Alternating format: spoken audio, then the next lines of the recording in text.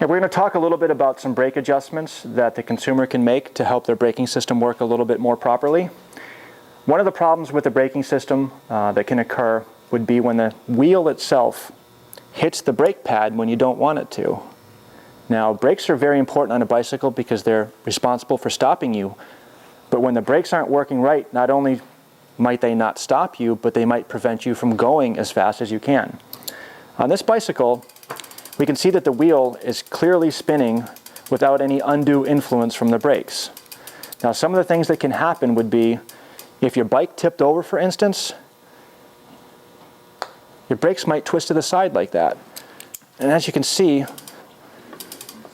the wheel is not going to spin freely because it's always contacting the brake pad.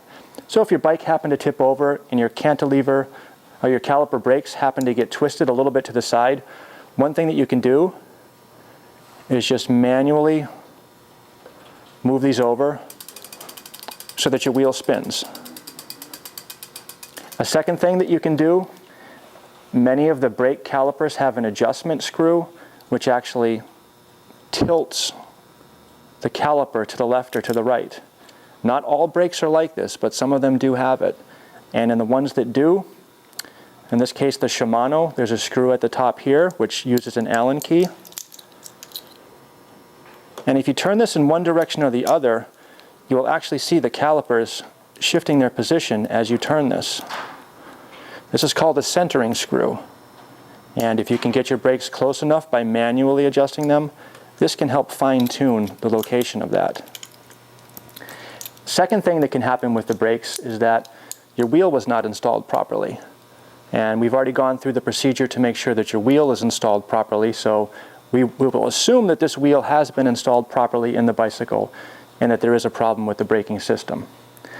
When you squeeze your brakes, you want both of the pads to touch the rim at the same time.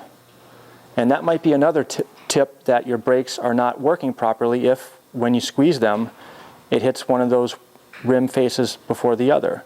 You can actually see the wheel shift as I apply the brakes, and that can be a tip-off that they're not aligned properly.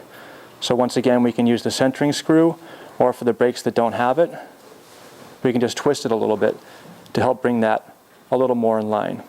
So for this purpose, we understand how the brakes need to be centered and that both of the pads need to contact the rim at the same time. Now, when you replace your brake pads is also important. I'll just take the wheel out here.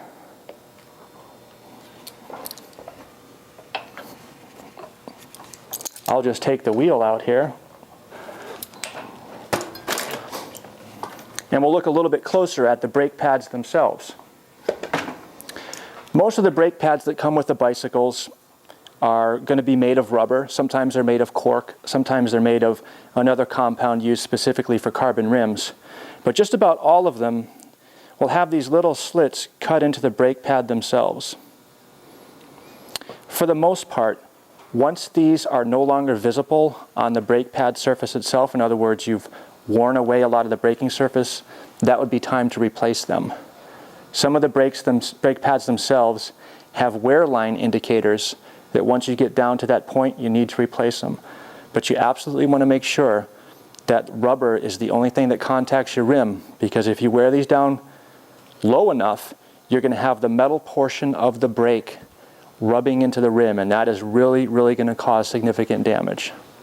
So look for these little slits, these little wear line indicators, and when those have started to disappear, it would be time to change your brake pads. All of the road bike brake calipers also have barrel adjusters on them.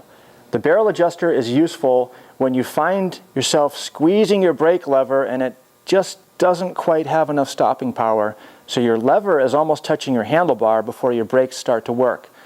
That's a sign that your brake pads have worn down to the point that you either need to get new brake pads or make an adjustment. Now, the barrel adjuster is really helpful when you find that brake lever almost going to the handlebars before your brakes work. If you were looking at the barrel adjuster from the top, in other words, you're looking down upon it, what you'd want to do is turn this counterclockwise. And as you turn it counterclockwise, your brake calipers will actually get closer to the rim. So what that's going to do is mean that you don't have to squeeze that brake lever as much before the brake pads actually touch the rim. So turning the barrel adjuster counterclockwise as you look at it from the top will tighten up your brake cable, and you won't have to move your brake lever as much before the brake pads engage against the rim.